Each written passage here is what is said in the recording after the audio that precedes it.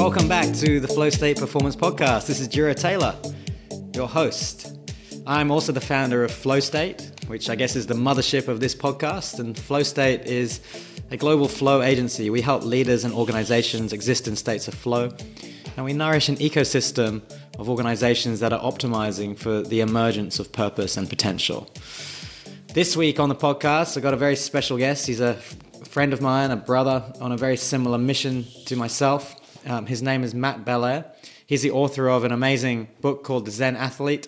He's also a coach, a podcaster himself, and he's on a mission to explore and connect with the most conscious, awakened beings who are in service to humanity. He's doing some great work. He really explores some fascinating rabbit holes.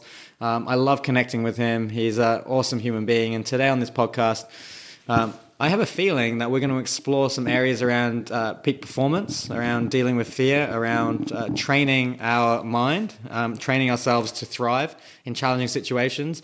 And beyond that, I feel like we're probably going to explore down some esoteric rabbit holes that have to do with connection with source and how to basically develop higher levels of consciousness. Please enjoy this podcast and remember to check us out at flowstate.co. Welcome to the Flow State Performance Podcast. I'm here with my good buddy and my friend, Matt Belair. Welcome to the show, Matt. What's up, brother? So good to see you. So good to see you, brother. Tell us where in this physical reality you find yourself right now as you draw this breath.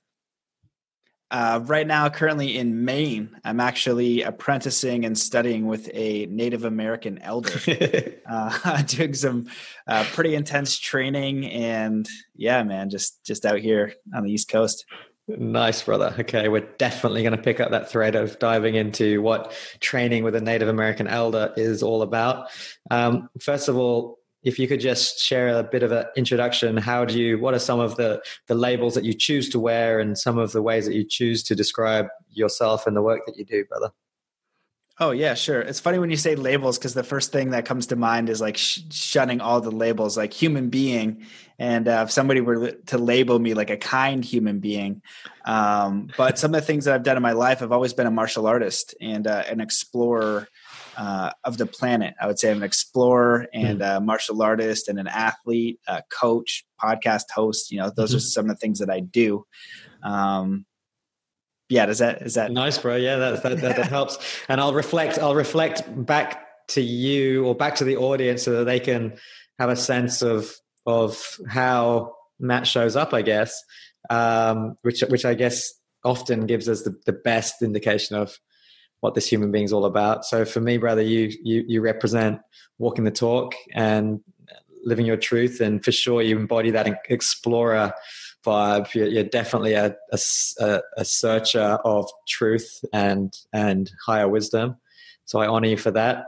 And you're also just a crazy fun guy to hang around with. And you go into whatever you're going into with full commitment. And that's what we're going to talk about a little bit today. Some of the athletic pursuits, some of the esoteric pursuits that you have explored, and how you've blended all of this into the life that you live, into ways in which you can help other human beings live more conscious and fulfilling lives. So that's the way I see you, man. Does that align in any way, shape, or form to how you see yourself? Oh yeah, man. Thanks. It's such a dude. I have such a deep respect for you too. I know that when we met at Daniel's birthday party, it was just an instant, recognition and brothership. And you have such a beautiful humility and heart too. So I appreciate those kind words, man. I feel the same. Yeah, man. Cool. Let's dive into it, man. So, first of all, let's just bring to the collective awareness your podcast, the Matt Belair Show. Is that what we're calling it? The Matt Belair. Yeah, I call it the Matt Belair Show. It's like mastermind, body, spirit cool. Tagline, I guess. Cool. So if there's anybody out there who's listening to this, and me and Matt have a lot of shared interests for sure, but Matt is much more like overt in terms of his diving down of rabbit holes that lie beyond the conditioned framework of perceiving the universe and life itself. Another shorthand way of saying that is you get some interesting cats on your show, bro, and you jump into some interesting rabbit holes, man. And if you're interested in things like extraterrestrials, if you're interested in like the true significance of the pyramids, if you're interested in some of the wisdom that emerges from ancient civilizations, then you got to listen to Matt's show. He's interviewing some absolute thought leaders and masters in these realms, and more, and more generally mind, body, spirit mastery. So I just like to I guess give a shout out and honor you for doing the work that you're doing, and you're putting out something like 3 or 4 podcasts a week. How many episodes have you got out there now, man? Yeah, I think I got 162, like 171 recorded. And interestingly enough, so, for the podcast, man, like my intention is to interview the most conscious, awakened, wise, intelligent people of service to humanity.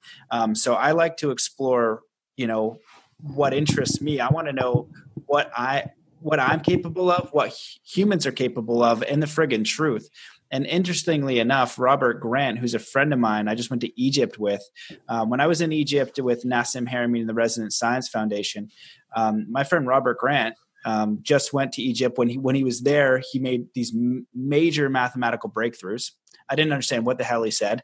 I did his course, Etymology and Number, on Resonance Science Foundation. Maybe 5% of that crap went in.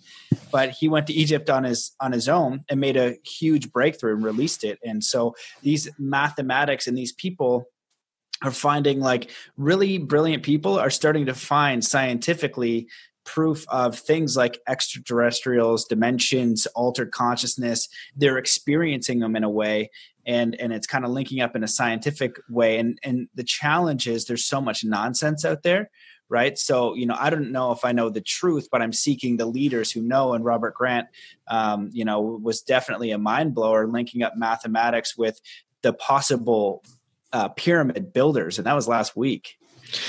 Thank you, man, for exploring these places, man. I think that this is a frontier. This is where we're at as a species, and it's awesome that you found yourself exploring these areas because of your own interests, because of living your own truth. Let's explore how you got to that place, man. So I want to know a little bit more about. This is great because I get to selfishly explore things that I want to explore in a way that helps the listeners explore as well. So I want to know about your some belief systems or some themes that came strongly through your childhood, your upbringing, that have shaped your life in some shape or form. Yeah, it's a really good question. And really, it's like, for me, I want to be on the leading edge of consciousness and truth and reality for whatever that is for myself. And if my belief in what I think is true isn't, and somebody can offer me another perspective that's more empowering, that has more awareness, but I have to drop an old belief, that's okay. But my pursuit I always thought that I was normal and only, normal enough, but wasn't until like high school then I really started to realize that I was different. And then being interviewed on podcasts, I realized even more so. And so one of those, when I break it down, what the difference was, it was I really believed in human potential. I believed in my own potential, and I really wanted to explore consciousness. And everybody was around, like, you go to school and it's very left brain thinking. And I was very much right brain thinking because I grew up a martial artist. I was already meditating at a very young age, exploring like, hey, how do I break bricks with my hand? What can this body do? Researching meditation, lucid dreaming, astral projection in my teens. And so these are other forms of consciousness. And so really for me, it was just like, okay, what am I capable of? I know I'm capable of anything. It might be hard, but I know I'm capable of that. And two, like, how can I give back? And I think those are very fundamental things that we don't have that same operating. And so, we're conditioned to say, what can I take? But I was like, how can I help? And I think from those two just fundamental perspectives of realizing that you are capable of whatever you can design and desire in your life. And that if you think about who you are as a way of giving back to other people, that's a game changer, because most people don't live with those fundamental understandings. But as far as practical ways to achieve a goal, I've got that all day, every day, because I've been studying, peak performance and sport and, martial arts, snowboarding, skateboarding, things like that. And there's very simple systems to achieve those things. Interesting, man. So when did you start practicing martial arts when you were a kid? Probably like 4 or 5. My dad was training me. I got like these pictures of like a red bandana and stuff like that, doing splits. So yeah, pretty young, maybe even younger. Nice, bro. And what is it about martial arts that offered you a interesting perspective on life? Like what are some of like the nuggets or the continuing areas of self-exploration that have emerged through your martial arts practice? Man, that's a really good question. So martial arts essentially is really a tool to master your mind, body, and spirit, right? So you're integrating that. So, just the mental side of meditation and focus, and whether you can want to call it chi or energy or spirit or force, that's a fundamental integration. And the other thing about martial arts that's so important, and it holds true for extreme sports, is it's the idea of your own mastery, not the comparison to another. Same within skateboarding. There's no limit to how good you can get at skateboarding. There's no limit to how good you can get in sport. And there's no limit to where you can take your business or life. It's really about getting that clear goal and making it meaningful and enjoying the pursuit. So martial arts, your body is your temple. So you learn, how to explore that. And it's not just like, right now we have UFC and MMA, and that's competition, and that's all great. But, that's not the whole picture. Right? You don't go into martial arts so you can beat the crap out of the kid next door. It's really a way, to explore your own mastery. And so, one of the things that I did is I went to China and I trained with 34th generation Shaolin masters. They could all do extraordinary things, including one monk that could break stone with 2 fingers. One of them could mash brick with his palm. They could all break the sticks that they had, these metal, all these crazy things. And the training was extraordinarily difficult, and it was very, very simple. And I interviewed one of the masters, the most amazing one that could, break the stone with 2 fingers and do all these other things. And I'm like, trick, what's the trick? And there's a translator. She's like, no trick. I was like, come on, what's the trick? Right? No trick. Again, he translated. I do it a 3rd time. And he just starts slamming his fingers down on the desk super hard. And he just says years, I can't remember how many years, but it was like 6 or 8 years of hard Qigong conditioning his fingers and 6, 8 years of Qigong meditation. And all these guys did was train. And that's when I realized that, becoming superhuman couldn't be any more ordinary. What it is it's an extraordinary amount of commitment to a discipline. Right. And so that's when I realized, interesting. What if whatever idea that I had in my life, I dedicated that amount of time and energy to it, it wouldn't matter what it was, I would achieve it. Right. But we're kind of looking right now culturally as this quick fix all the time. So, so yeah, that's one of the things I learned. So what was your sense of how this guy was training his fingers? Like I got 2 things from what you said. One was just like the sheer repeated act of strengthening the sinews, like the fascia and the muscles and the joints of his fingers. And then the second thing he said was like Qigong meditation. So imagining that there's visualization work going into this, and basically basically manifesting the capacity to do it by telling himself that he could do it. I'm sure. I'm just assuming here. Is that what you sensed? Yeah, 100%. So one is conditioning the body, but through that type of Qigong soft, you're really exploring the body's energy system. So it's the ability to direct the energy, and there are levels and levels of going within and understanding what that means. And it's just not a common practice in the West, but it is in the East.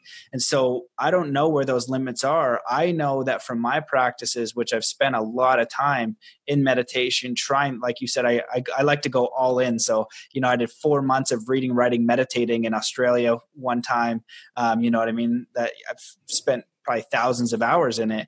And there's these like subtle awakenings or experiences or understandings that you have. So I don't know that, how much time that he put in, but at least 2 hours a day while I was at the academy. And apparently there's a really rigorous training. So really it's understanding that life force energy and directing it. And he can probably do it in a way he actually feels it within the body.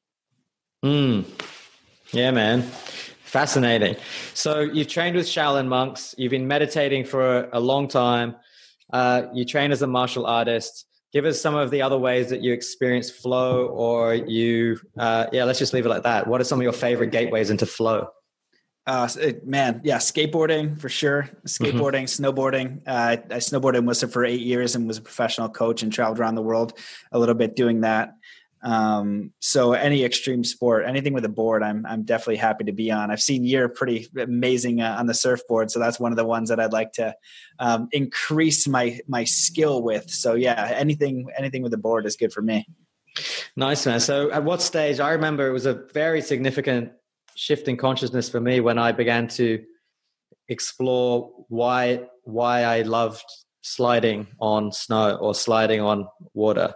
Like, because if you think about it from one level, it's from when my father watches me surfing, it's like, he just does not get it. He's just like, I don't know. I think he perceives it in the same way as if you and I were to, or maybe not. I was going to say you and I watched figure skating on television or curling on television, but even like, I think you and I can understand like the mind thing that's going on with anything. Right. But when did you begin to realize that these pursuits, did you always connect the dots between your martial arts practice and the things you were doing on a skateboard or a snowboard? Yeah, definitely. And that's why, that's how Zen Athlete came about. And even way before that, I had a website and I was teaching people when I was coaching. I called it like Zen Snowboarding. I think it was Snowboard Jedi at the beginning, but it didn't matter what I called it. All it was I couldn't understand how these incredible snowboarders didn't know how to visualize their tricks. They didn't know how to quiet their mind. They didn't know how to visualize their tricks. They didn't know how to get into the zone. And this is all stuff that I took for granted being a martial artist. I was like, you guys know you're going to launch off this 70-foot jump and do like, a switch 900 cork, whatever. And I'm just learning this. And you're like, holy shit. And you don't know how to visualize your trick. You're not doing any of the stuff. I was like, you are insane. I was like, what do you do? And like, I just do it. I was like, oh my God. So I started to train these people on how to do this. And people were starting to progress a lot quicker, because the thing with extreme sports is that we don't have the luxury of doing it twice sometimes, especially if we're learning a trick, especially if that trick is even the highest case has never been done before. And one of my athletes, like his name's Brody Carmichael, he's a freestyle motocross rider. And he hits me up because I'm coaching his friend Pat Bowden, who is also a professional on like the Nitro Circus. Said, hey, I heard you're good. I fell on a front flip. So we talked for about an hour, and I kind of like, his mental game is pretty strong. And I go, bro, you don't need to read my book. You don't need to do any of the course. All you actually have to do is visualize that front flip you want to do every day until you can know you can land it. It's going to take you about a week. And so he goes, okay. So in the program, there's some guided visualizations. I teed him up with those. 3 weeks later, he lands the front flip on his motorcycle. 3 weeks after that, the first front flip heel clicker ever done. 3 weeks after that, the first front flip Superman ever done on a motorcycle, landed at first try, didn't practice it once. And so that idea of there's a necessity there, right? When we go about our daily lives and we're just kind of in the run, whether we're doing a business or we're doing a job, we don't have this necessity. So we just kind of stay in this hamster wheel loop. But if you applied that same necessity to any goal that you had and just applied a fraction of these peak performance, flow state, visualization, mental game, that's a necessity, a hardcore necessity for an extreme athlete to do or the martial artist, right? Like the necessity to do Qigong meditation for years, to do something that the West is literally unbelievable. Right. And so even if you just add that in, you're operating at such a higher level. Yeah. I've been thinking a lot about visualization lately. I was thinking about how much it subconsciously forms one of the stacks of my mental conditioning, or my deep reconditioning process that is constantly going on. And I was thinking like this stack of meditation, affirmations, and visualization is just like this triple whammy. Like the meditation gives you so much as the base, is like priming the mind, the ability to switch states. The affirmations is a form of like verbal or like linguistic visualization in a way, working on the core of your belief systems, like you can literally overwrite belief systems, create new belief systems. And the visualization piece, I believe, is so undervalued in our culture. And the way I think about it is like this: like we've got this thing in the front of just behind our foreheads called the prefrontal cortex. And if you look around this, what we know of the biological world, like I don't see many things that are more complex or more powerful than this prefrontal cortex. I could be wrong. You're the guy to speak to about whether I'm wrong with that or not. My point is like this: one of the unique things that I think separates us from like a giraffe or a iguana or a rattlesnake is our ability to project into a perceived reality, to project into maybe a desired future, or even to project into the past, to project into any place on a timeline, and to actually visualize, to imagine. Like this capacity to imagine is unbelievably amazing and powerful. And I feel like this, I work a lot with helping entrepreneurs to like create more lucid visions. And part of the work around this is to add fidelity, to add texture, to add nuance, to add sensation, to add emotions, so that these visions become far more than like a movie kind of like reel playing. They become like a rich, multidimensional experience. But it seems like to me, and I'm sure for you, when I look at the current reality I live in, I'm currently in a treehouse. I'm currently living a couple hundred meters from really good surf, and there's a sacred mountain here, and whatever. Like it's all like the manifestation of a vision that I've previously held. So I feel like this pathway of visualization and visioning, it's so ripe. It's so there's so much latent potential in there. Don't you agree? 100%. I know you do. Yeah, of course. Yeah. Oh yeah. This is like the tip of the iceberg, man. You touched on so many great points. The thing is, so we're being conditioned from childhood, and we don't understand that. You're getting cultural programming, you're getting parental programming, you're getting school programming. But most people are unaware of that. You can actually go into your own mind, and there's a way to identify your limiting beliefs, understand your values. And then what you can do is you can create the beliefs and values and structure in your mind and your way of being. But we are never taught to even question it. So we become a product of our environment and other people's intentions, other people's what they want you for, a worker bee, right? You're not creating from this space. And so when you identify your limiting beliefs, which is not that hard, just figure out what the empowering beliefs are that you want. You can literally install them in your mind. And one of the ways is visualizations. One of the ways is affirmations, but the easiest way is hypnosis. And there's other things you can do as well. And hypnosis is super friggin' simple.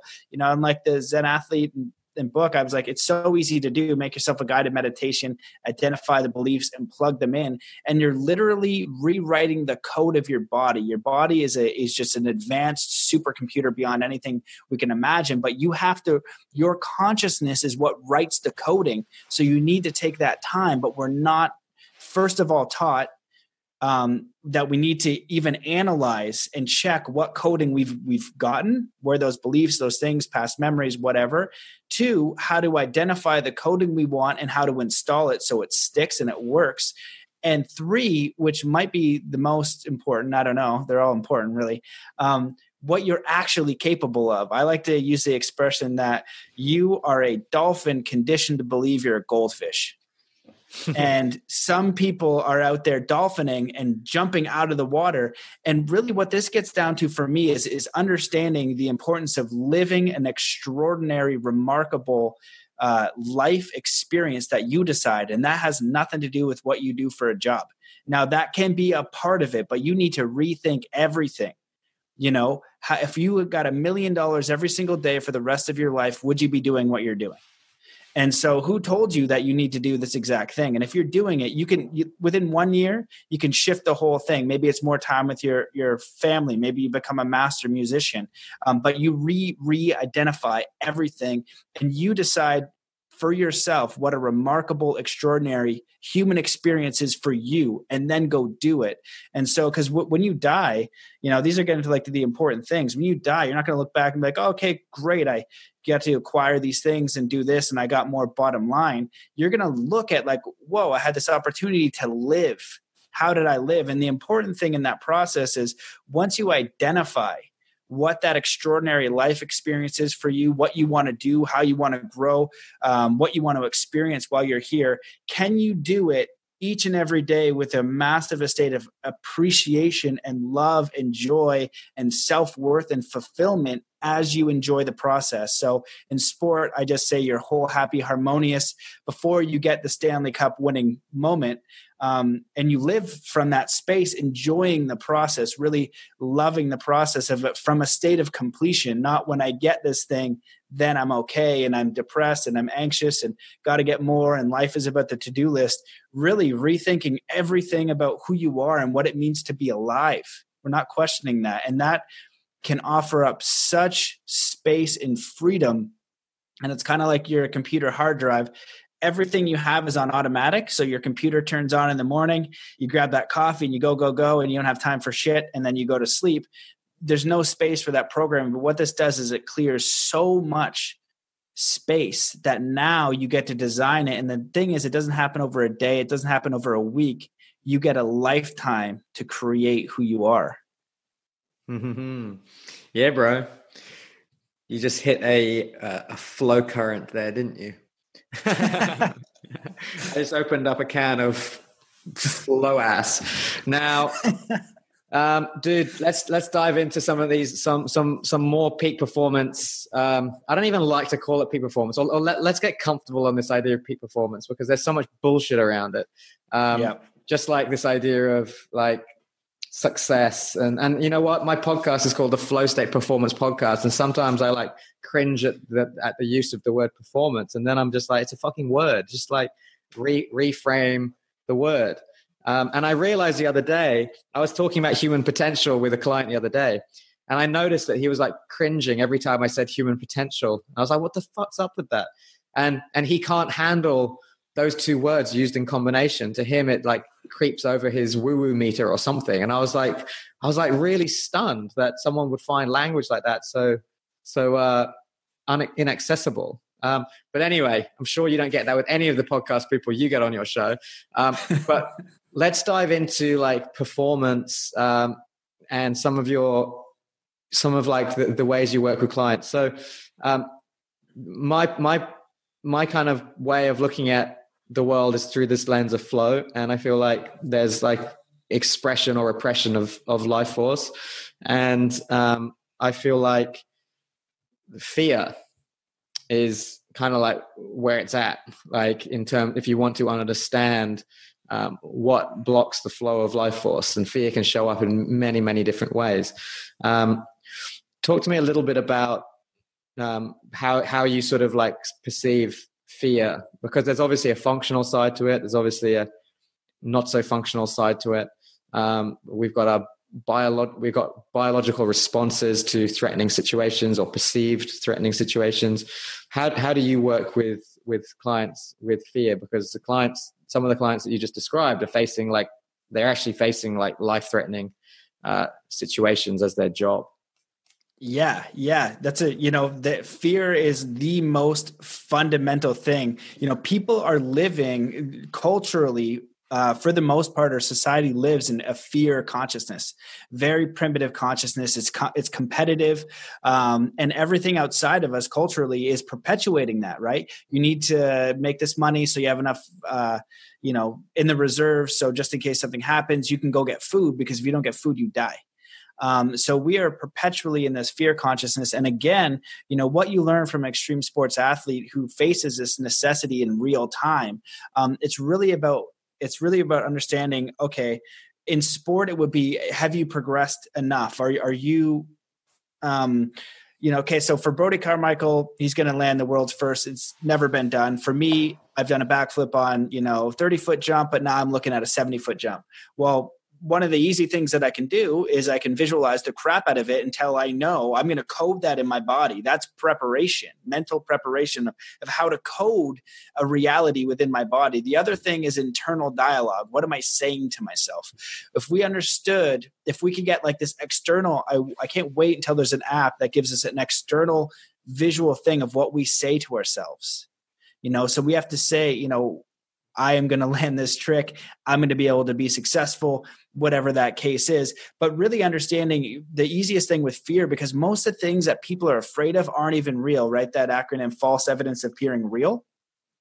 It's not even real. So if you have these fears, write them down. What is the worst case scenario? So I'll give you like one of mine was like I think last year, like I ran out of my loan and I was like, oh God, like, I'm 30 something and I don't have any money. Shit.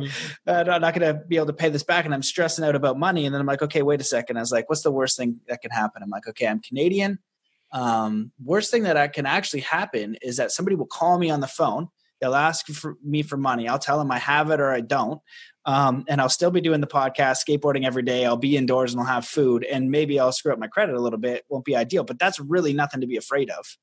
You know what I mean? So write them all down, get to know them, because really where you put your attention, you put your energy, you put your focus. So what's really important is that understanding that internal dialogue, not letting it run. So as you go out, one of the best things that I tell my clients to do is as you go through the day, if you're feeling anxious, stressed, or fearful, have a bracelet. Start and then recognize, oh, I'm fearful. Take that bracelet, move it to the other wrist, and either do 3 deep breaths and ask yourself, so what do I want? Okay, so I was like, oh, I don't want to lose this client today. Cool, recognize that. Take the bracelet off, put it off. Say, I love the thought of landing this client and 3 other clients. That feels great because they're both equally possible. And now you're working with the universe and you're out of that fear state into more of a creator state. And then that also leads into surrender. Even if you became homeless, like people don't really understand how friggin' remarkable and multidimensional they are. We're talking about like flow state and peak performance. How about like, getting metaphysical and spiritual and connecting with like the universe and God in a real way, not like a man in the sky, but like this spiritual force that you can see in everything and you are working with. And you are like on the side of nature and spirit. And you need to take that step first, and miracles and all that kind of stuff happens because, landing a trick that's never been done before, achieving your dreams, that's all well and good. But, when you really identify something of service and meaning to you and you watch spirit and all this crazy shit happen because you're fully aligned with like universal source, that is the business, man. And that is the business. Yeah. That is the business of the business. Right. Yeah. And you are now working with that, but you will see miracles happen. And so, like that's the tip of the iceberg of like achieving that goal. But Dr. Joe Dispenza has a leading science on how people are some extraordinary studies on how people are curing themselves of terminal illness through meditation. You know what I mean? The limits of our mind and what is possible is truly extraordinary. So what if we understood all those things, got to a state of peace and kindness within, identified what our values were, explored what we were passionate about, and then moved and used all these peak performance things. So like, as a practical thing, like in the book Zen Athlete, I have like the Zen performance, and it's just simple fundamentals. And so it basically goes dedication, goal setting, focus, meditation, visualization, belief, simulation, and fitness and nutrition. You take that same model to your business. Well, if you don't have a healthy body, your business doesn't matter. Screw your business. And you won't thrive as much if you're healthy, if you don't have a healthy body. If you don't know how to set clear goals, it's not that hard. You can decide you set a goal, you measure it. It's not that hard. How dedicated are you? This is where people mess up. They have an idea, but they're doing it out of a fear-based idea. This is what gets me money.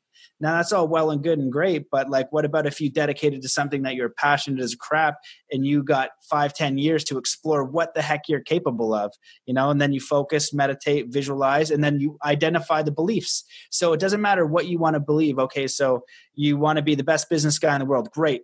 Easy. What does Richard Branson believe about business? What are the leaders in business believe? Identify those beliefs and then encode them in your own programming. And then now that's your fundamental operating system. Step one, you have all the money in the world. Great. What does that mean? What's next? Achieving money in business, that's just simple. Living a life that has meaning, purpose, fulfillment, that's extraordinary to you. That's also simple, but it takes more of a leap of faith, and you can do both. Yeah, bro. Let's talk more about connection to source, the business, the pointy end of the sharp stick of the business. This is what it's all about. Let's drill into this because, all right. Where shall we start? Okay. Let's frame. I want to invite you to frame this concept as if you were to explain it to someone who's got a high allergy to pseudoscience, and I want you to. I challenge you or invite you. It's not a challenge; it's an invitation, my friend, to talk about this area in a way that aligns with your personal experience. So, like a story, or like when did you first experience this thing that you have described as connection to source? Oh, connection to source. Okay, that's a good one. Okay. Allergic to source. Forget the allergy. Let's just go to story time. Yeah. Like I want to know, story. Talk to me about some of your experiences. Okay, that's different. Of connection to source. Yeah. So, to answer kind of the first question, it's just like, how do you wake up and feel good? Your connection with source or nature, whatever, that's your own thing. Go out to nature. Just go out into nature and enjoy it. Source is just, it's very unique and personal. Just religion, I have a little bit of a beef with because of anything that gets you closer, great. But a lot of my age and your age is kind of put it aside because of these rules and regulations, and some of that stuff maybe not so good. So for me, connection to source through meditation, definitely I've had some pretty profound experiences. I think I told you about that experience at Envision. That was super gnarly. One time in meditation, I popped out of my body and became one with everything, and that's all great. But I've had multidimensional experiences that are super nuts. And if people want to know about that, there's one on YouTube. I put my multidimensional experience with Thoth, and it was real and it was super messed up. And I have no idea what was going on. I've been visited by orbs. I have them on film. It was super messed up. I've had a lot of shit that's messed up, but for me, connection to source and it's paying attention to reality and doing good things, doing acts of kindness, like literally just being present, being a good friggin' human being and seeing the mirror of what comes back. That to me is connection with source. But people and experiences, the stuff that lines up is just so ludicrous that that there's some sort of intelligence communicating and giving you I call them a universal wink. What do you mean? So let me just drill down on that. So are you saying when you are kind and compassionate, you experience you experience evidence that you have tapped into something? Is that what you're saying? Yeah. If you were talking about something very specific one day, then you're helping some guy on the side of the road or whatever, and they'll bring up the same very specific random thing, whether it's song or movie or reference, out of nowhere that maybe you were talking to your friend on the phone with or something, just stuff like that all the time. And, you experience these things over and over and they become, or the way you get supported, you're okay, I'm going to take a leap of faith and, this I know is going to help people and I'm going to move forward and take these action steps. And in these action steps, someone will be like, hey, yeah, my friend Tom, he used to be this, business guy and he was really great and he shifted things. And all of a sudden now he has this even bigger company, but they, save the rainforest and they make hemp t-shirts or something. And now he's even more successful. And you'll be thinking about transitioning in the exact friggin' same way. You know what I mean? You'll get a mirror from the universe saying, hey, we hear what you're thinking. like the universe is on your side. When you start to think of benefit to other people, you know, the universe, source, nature, all of the friggin' jungle of Lion King, every bird, every fungus, everything on the planet is on your side when you want to contribute to other people. And then you see magic. And then those serendipities and those things and those stuff, that's for me what source is. You're like, oh my God, like there's no way you can't even make that shit up. Right. But it'll be unique for you because you'll be the one thinking it, putting it out there, transitioning from your own experience, creating from your own experience, getting your own universal winks. But what you have to do is get clear on what that is and take the action steps. You move first, and then spirit and source and nature will kick in, and not in some sort of weird metaphysical way, just in just a way that you're like, oh, that's weird, but it becomes normal. And that's, you know, for the clients that I've worked with, and, you know, a lot of the podcasts and people reach out, they'll be like, you know, people think people think I'm crazy. Actually, you won't think I'm crazy. Like, check this out. I'm like, yeah, that's just normal stuff. Like you're going to get more of those confirmations. I don't know if that was pretty vague, but no, that was great, man. So it sounds to me you're talking about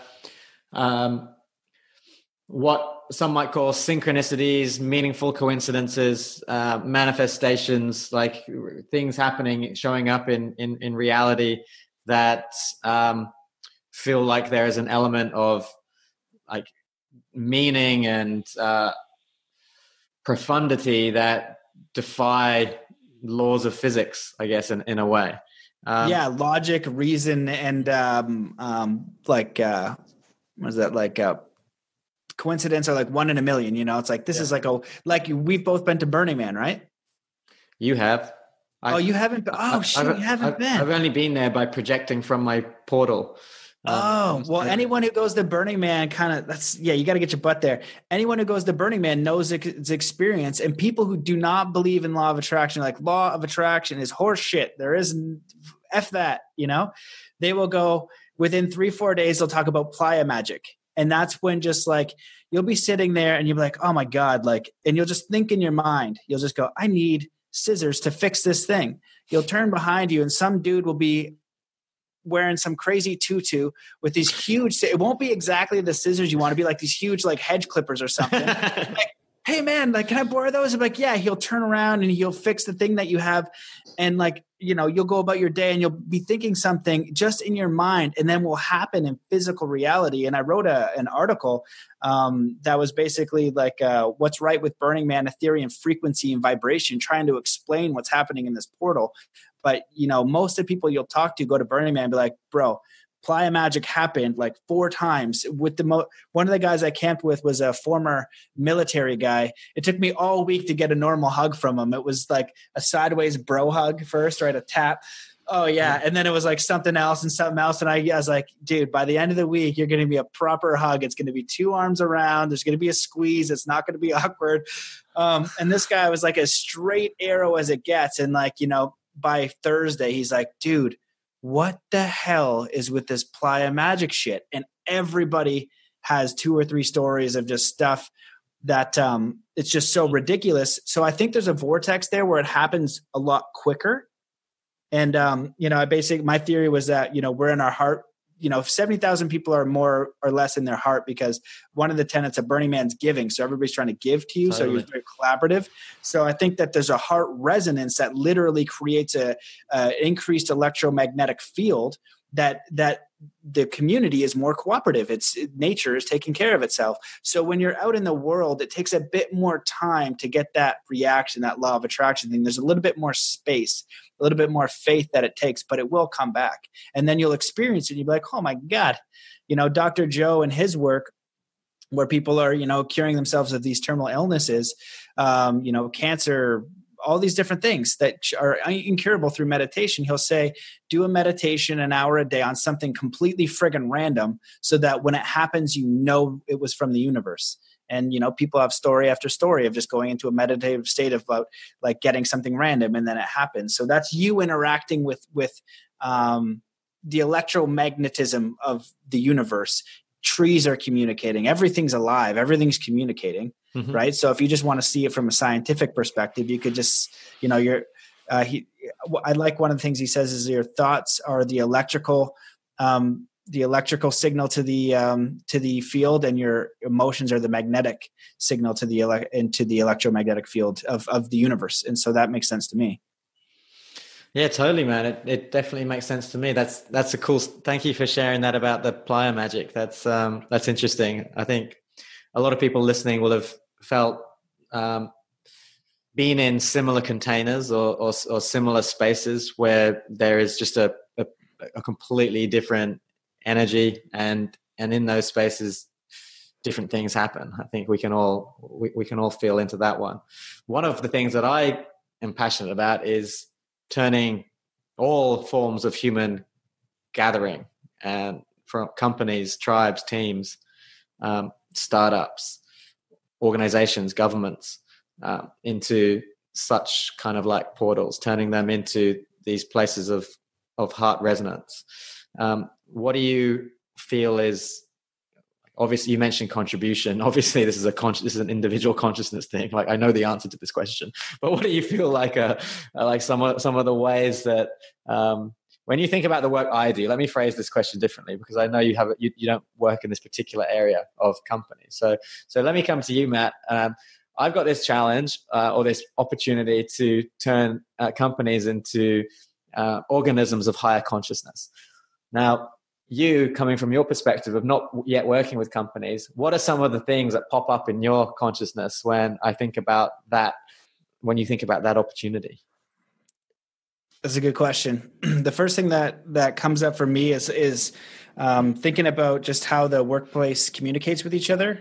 So we'd be kind of thinking about, just being a cooperative work environment. So, just and not even have like rules, suggestions. We suggest to be cooperative and open-minded. We suggest that you be supportive to your fellow worker. Mindfulness in the workplace. I would implement mindfulness breaks, 10, 15 minutes, throughout the day. People think that you need to work, but you're not as productive. Like, mindfulness as a part of the practice, training employees in mindfulness and continued education.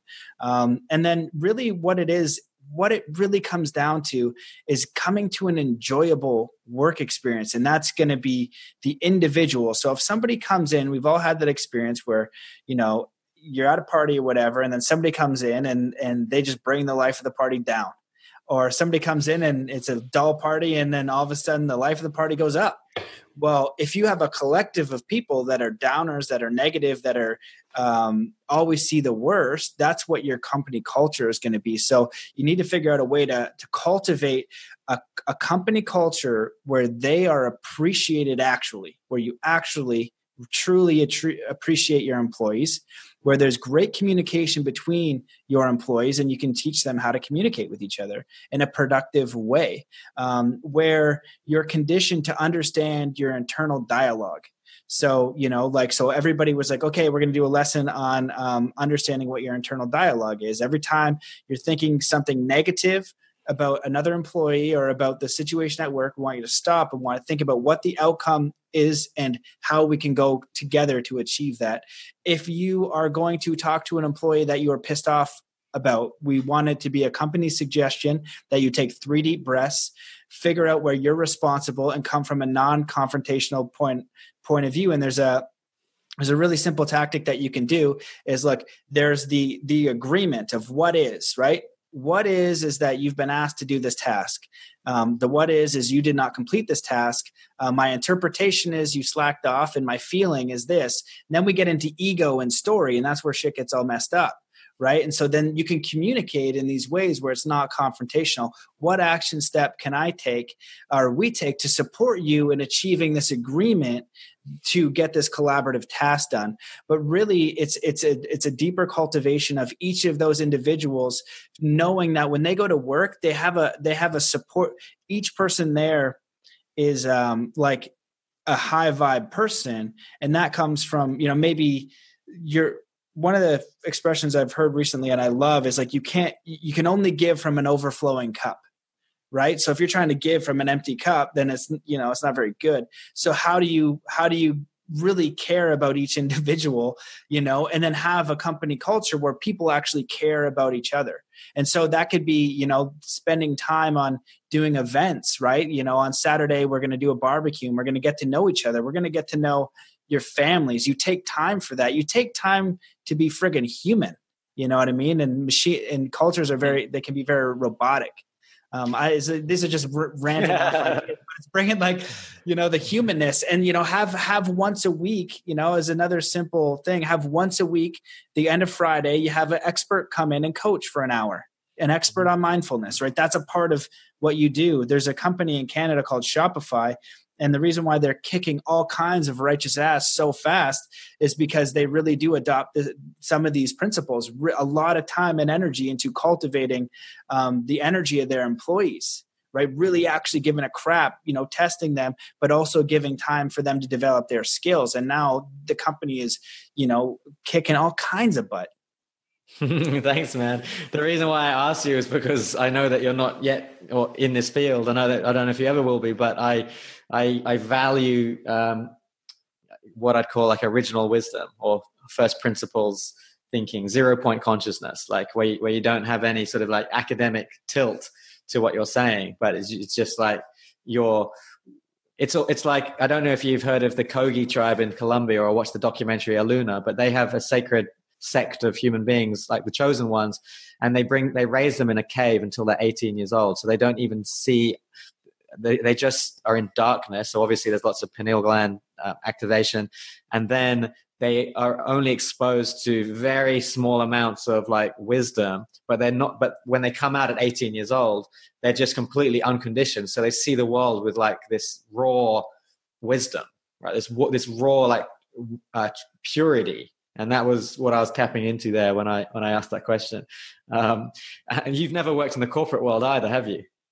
A little bit, not in that thing, but I have been around corporate environments, but I don't come in as a trainer. I kind of see, I see the way that my mind works is an eagle archetype. I just kind of overview. Yeah. So, some of the organizations I have helped with is I did some volunteering with Resonant Science, some of the marketing stuff. Sync tuition, which is binaural beat, gamma wave entrainment. And that's one thing I would suggest for people to do. They're 23 minutes. They use binaural beats to get into the gamma wave. And if you have a whole organization, get people on that because they're going to be more productive. So there's technologies as well. So it's consciousness technologies and understanding what a human is. And then there's actual technologies like binaural beats and things like that, which I am all for. And that's what my podcast is for too, to find the real business, to do nice, that. Nice. But one of the other ones I want to shout out real quick is the International Tribunal for Natural Justice. When people ask me what I do, I say I'm 100% of service to humanity. And one of the backgrounds I have is marketing, because I wanted to be able to, market and have passive income and travel and shit. But I learned crowdfunding, and I was crowdfunding VP of marketing for a couple of years of a extreme sports athlete company. And the International Tribunal reached out. They needed help. And what they look at as human trafficking, the sex trade. And the numbers of it were absolutely staggering. And they recently did an inquiry in London that was official, and it's blowing up now. And they had accounts, things like this. So I volunteered to help their crowdfunding and, to get that exposure out. So, that's a really incredible thing that just happened on the planet. That this is out there, was happening. I think it was in May. It's out now. And now things are moving, because this planet's a very fascinating place. There's a lot of darkness and there's a lot of light. And I think that we have an extraordinary opportunity to make a difference in this world. And you make a difference over a lifetime of choices, not a day. And when you come from heart consciousness, understanding that you're an eternal being, that when the mirror comes up, it's not going to be a bearded dude in the sky or Muhammad or anything else, or it could be all of them. I don't know. I really don't know. This is my perception of kind of being on the other side of the mirror. Definitely going to have a white beard, bro. He's definitely wearing robes. Come on. I know. I was like, it's going to be one of them. I think there's The Simpsons or something where I just imagine dying, and it's one of the gods. It's oh, it was you the whole time. Shit, I got the wrong one. Yeah. But whatever that consciousness is, from my viewpoint, it's going to be the mirror looking at you. And I had this experience. I've had a couple of near-death experiences, but the most recent one, I was in Sedona climbing Bell Rock with my girlfriend at the time. And we were right near the top, and we followed the guy up the wrong place. He's like 6'3", and he went up the wrong spot, and we were following him. He's like, yeah, this is where you go. I get my girlfriend up to this point, and then instantly I make this move, and I realize I've effed myself so hard. I am in a very precarious position, and I got to get her down. And I look and I almost freak out and kind of like make this move, like out of fear to get to the next level, like out of a leap of faith. I didn't have any footholds or anything. And then I had to calm down. I took a few deep breaths and I'm like, oh shit, I have definitely effed myself. If I fell back, it was about 15 feet to super steep. And then like really, really steep. There's no way I'm going to be able to stop myself. And then it goes down about 100 feet and then it drops off about 30 feet. So I'm screwed. And so I literally have to process my death. Long story short, I do the leap of faith and like slide my foot down and it works out. I almost fall down. I got to get my girlfriend now off this thing and I'm not safe yet. I got 2 tiny footholds and she's coming down forward and I want her to put her, because the rock is, it's like a bowling ball. There's nothing to hold on to. Oh. And so I want her to go down on her stomach, because if she's facing me and her knees are going to push me out and I'm still not safe. So if she hits me with her knees, I'm going to fall back. And I'm imagining in my mind, if she slips, I'm going to use my hand and pin her to the wall so her back sticks. And then I'm going to attempt a backflip. So that way, because I'm going to be falling backwards, I can't just fall straight back. But if I push her hand and I jump out and I do a backflip, I might be able to starfish on the landing. It'll probably be then 2 flips to starfish, jujitsu break fall. And that's going to be my best opportunity to survive. And this is going through my mind, also thinking like, oh shit, maybe this was some sort of karmic contract that I'm going to kill this person and her parents are going to be pissed at me. And so all that shit is going through my mind. She slides down and kind of, I almost fall off, but it's okay. Get down. And then we're sitting there not talking for a little bit. And I go, did you process your death? Did you go through we basically both had to make peace with our death to then make a move, take an action.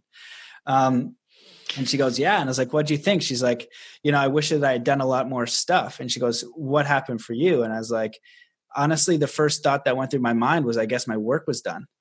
And it was cool because it was the first honest thought that I had. I didn't have like regrets.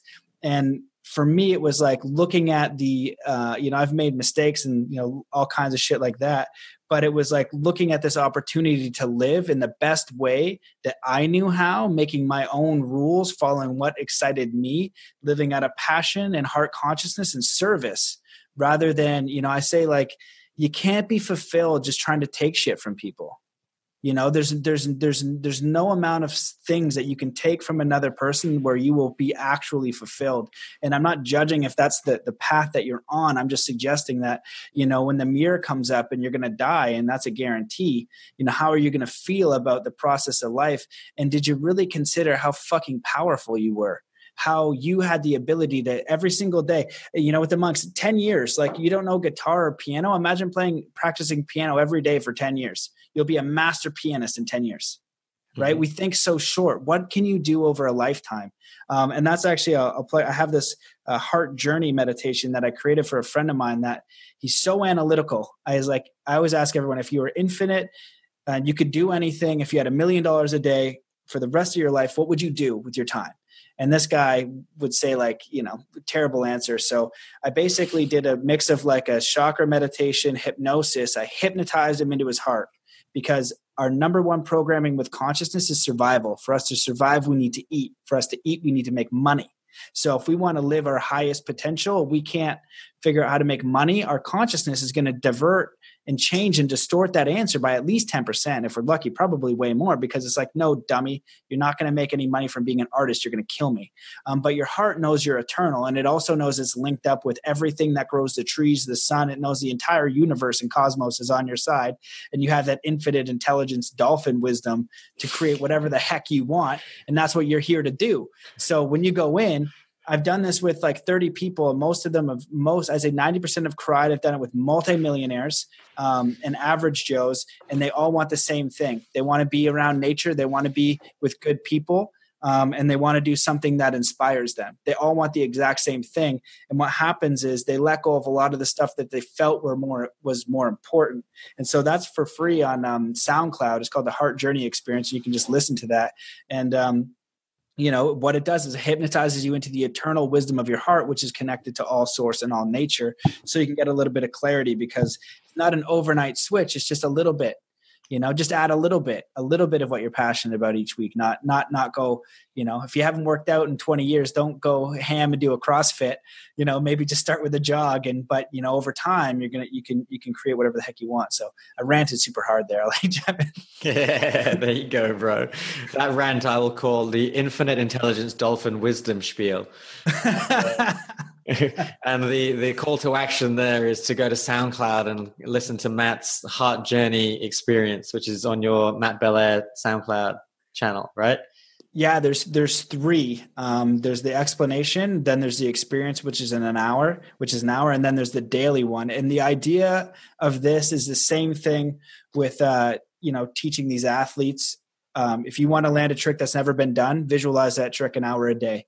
If you want to heal yourself of any disease, Dr. Joe Dispenza's work suggests that an hour a day of meditation every single day, going beyond the point of consciousness, directing your own consciousness, connecting to infinite intelligence, you can heal yourself of stuff that they say you can't. And there's many stories coming out of his work of people doing that. Now you take that same concept and get clear on what is your ideal life for real with no boundaries? Because it's really, it's not that complicated actually. What is your ideal life? How would you wake up if you had $1 million a day every day for the rest of your life?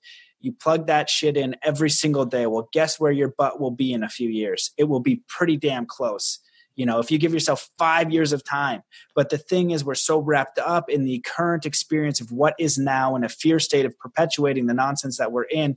We don't give ourselves that time and space to even consider what we could do if we can just get ourselves a gasp of air in this craziness that's going on. But the thing is, it's a perceived craziness. It's the illusion. It's Maya. And I've gotten really clear lately about, Maya is the illusion. And what I think the illusion is just thinking that all this fear state stuff is real. All it is figuring out what do you value in this life? What do you want to do?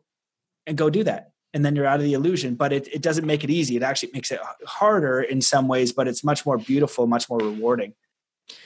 Thanks, brother. Maya, if it's made in the mind, it can be destroyed in the mind. And yes, that is the process of expanding one's consciousness.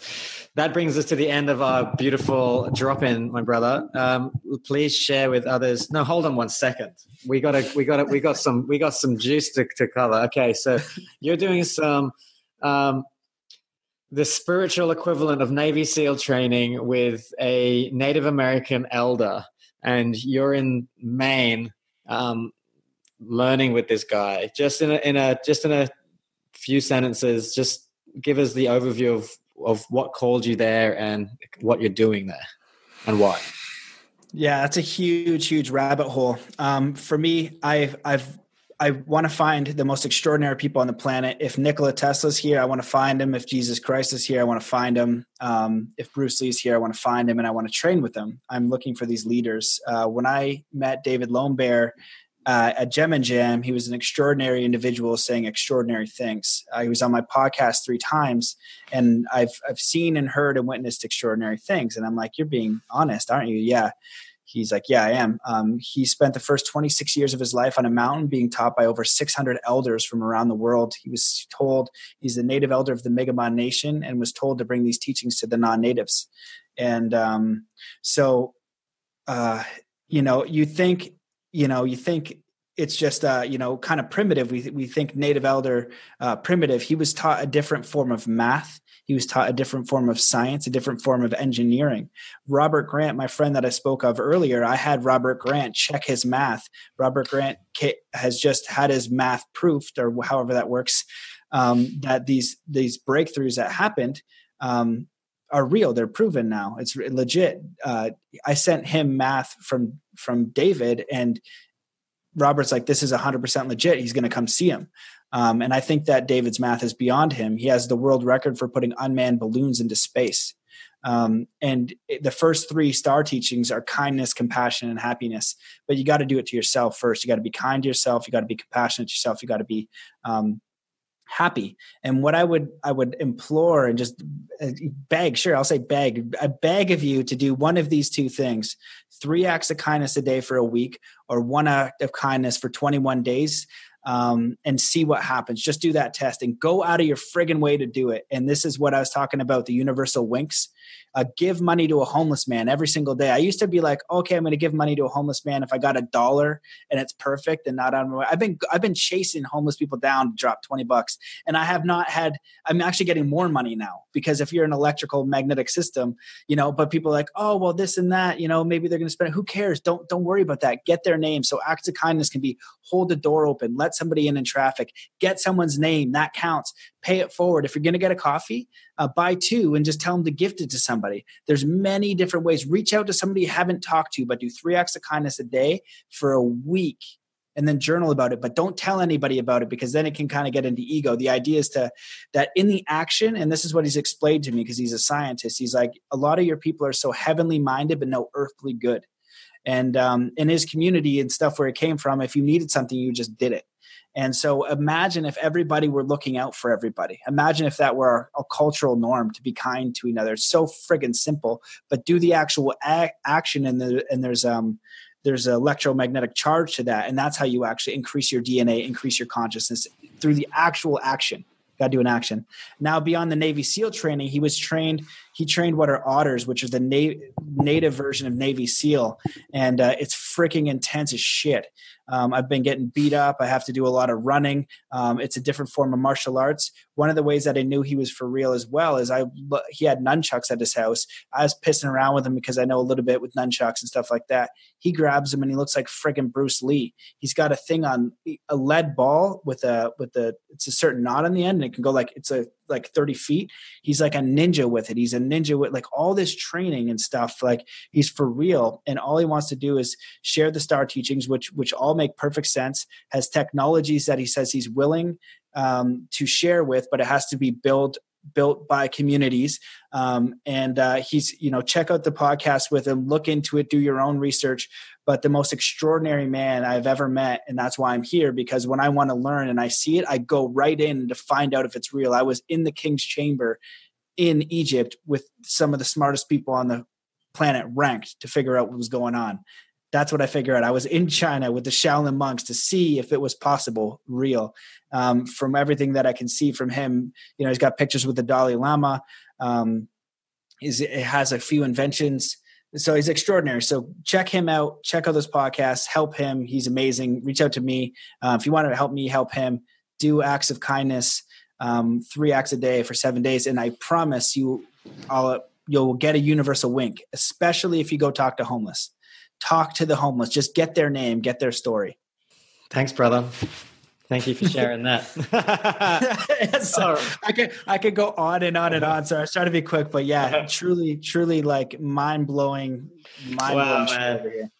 All right, brother. I honor you for your commitment to your mission to find and learn from the highest consciousness being on this planet, bro. You're a true inspiration, not only for your beard, but just for your general kindness and for just being an all-around epic human being. I can't wait to hang with you again soon, man. Let's make it happen soon. Bro, where can everyone find your work? Go to zenathlete.com, and then you can also go to mattbelair.com. If you're more of the regular-minded people, the Zen Athlete or the Matt Belair one will freak you out with my banner, but it's like my Burning Man wizard thing. So I am a regular human as well. So don't let it freak you out. But yeah, you can check out the podcast there and just look at titles, because you can go from physicists, scientists, spiritual leaders, but go down the rabbit hole. I highly recommend starting with David Lombard, looking at, the sending balloons into space and checking the research. If you do the research, you're going to come up to a hard wall of this shit is for real. And there's a lot of interesting stuff coming down the pipe on this planet. Very, very interesting stuff. Yeah, man. By the way, you're not a regular human being, but we'll just I'll do my best. Cool, man. Thank you so much for coming on the show, brother. It's been an honor. Yeah. Yeah. You too, man. I love you too. And everything that you're doing. I love, and I don't know if you quit it, but just, I love you. I honor you. I respect you. You're the real deal, man. I always appreciate talking to you. Yeah, brother.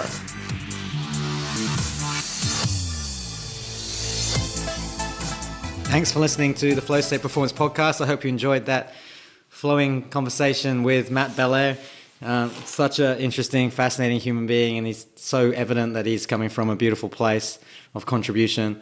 And I love the way his explorations go, and I love his commitment to finding the people with the wisdom that he feels is most relevant for his expansion, and then just tracking them down and studying with them. Right now, he's in Maine in a log cabin where he is doing an immersive training with a Native American elder who's passing down wisdom from his ancestry.